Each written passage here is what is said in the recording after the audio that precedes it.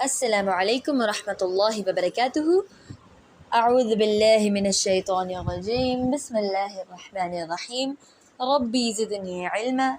ربي اشرح لي صدري ويسر لي أمري واحلل عقدة من لساني يفقه قولي. Assalamu alaikum wa rahmatullahi wa barakatuhu. Today we will be looking at ayah number 286 of Surah Al-Baqarah, and we'll try our best to learn lessons from this ayah. We hope that you have made these last two ayahs of Surah Al-Baqarah an important part of your lives and have added them into your azkar for the morning and evening, and recite these before bed, and have shared them with your loved ones, your friends, and your family, because as we discussed in the last lesson, these two ayahs have an extreme significance and importance. Do tell us if you shared these ayahs with anybody else in your family and who learned these with you. Now, let us move on to the ayahs and begin our today's lesson.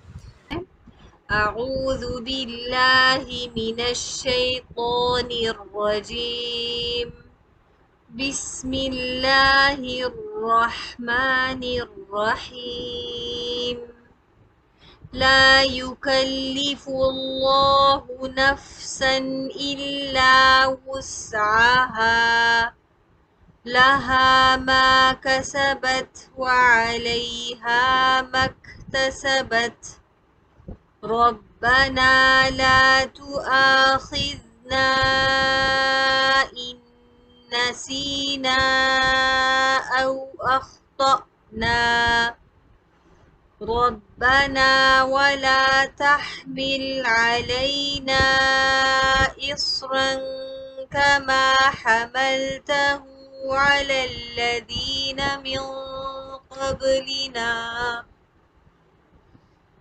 ربنا ولا تحملنا ما لا طاقة لنا به واعف عنا واغفر لنا وارحمنا أنت مولانا فانصرنا على القوم الكافرين. La does not, yukallifu burden, Allah nafsan any soul, illa except wus'aha its capacity, laha for it, ma what kasabat it earned, wa alayha and against it, maktasabat what it earned.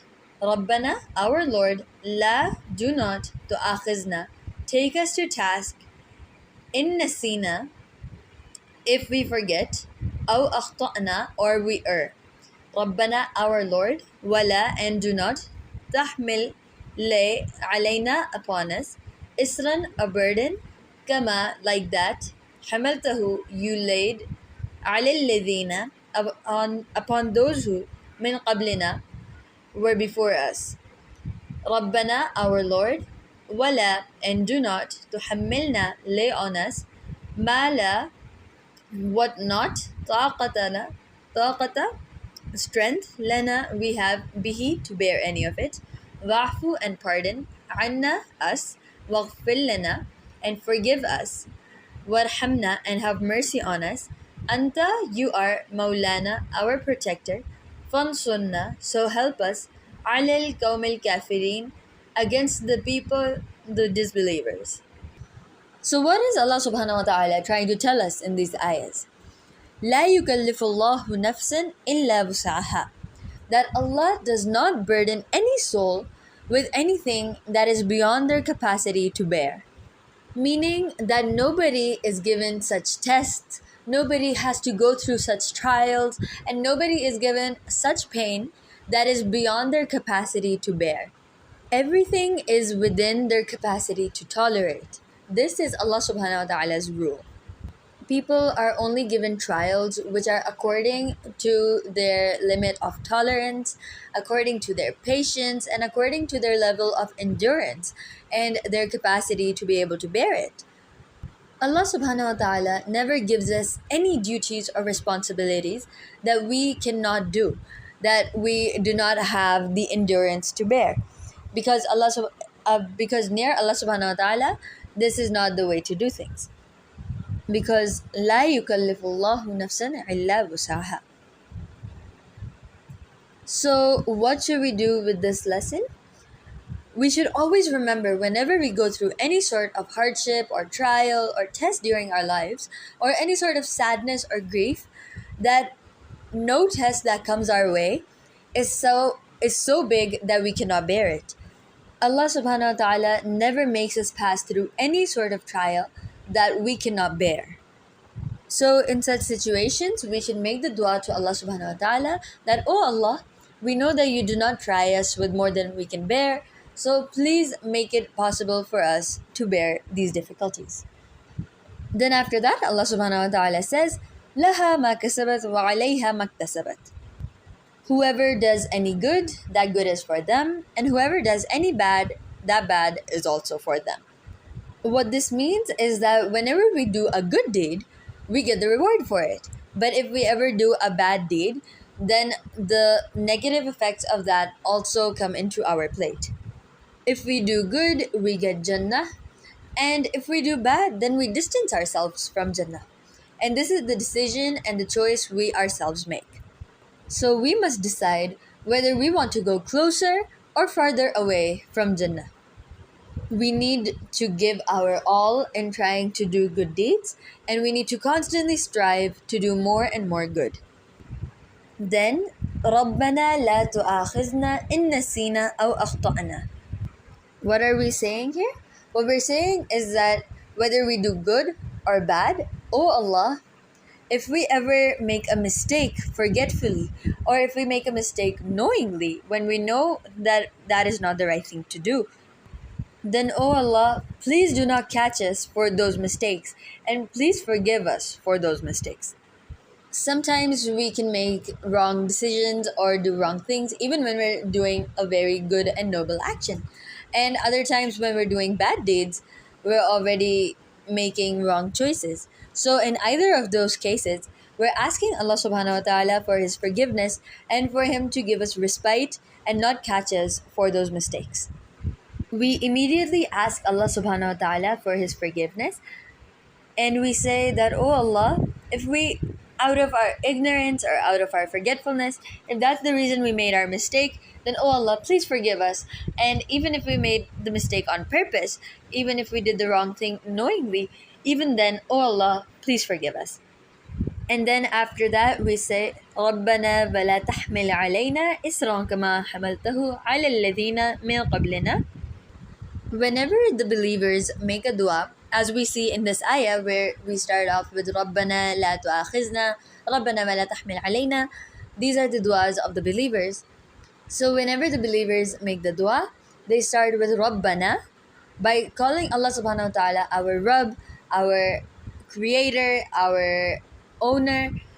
And then we ask that, "Oh Allah, please do not give us such burdens as were given to the people that came before us."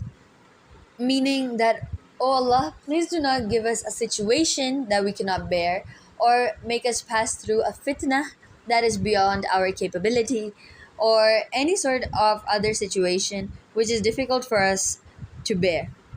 And we ask Allah subhanahu wa ta'ala to not give us any sort of trials like those that the people before us had to go through, because we have already learnt about the different trials that people went through and the different ways that it affected them, and we fear for the effect that it could have on our iman and our lives. So we ask Allah subhanahu wa ta'ala for protection from such things so that we can stay on the right path. We should always make dua to Allah subhanahu wa ta'ala to protect us from such trials and troubles in life and from any such fitnah, and to shade us with His rahmah. And in the case that we do go through such trials, we ask Allah subhanahu wa ta'ala that He grant us steadfastness and the right guidance to go through these trials. And a mu'min, a believer, should always make the dua that we always stick to the truth and to the haqq, and we never fall into falsehood. Because the path of the truth is sometimes very difficult.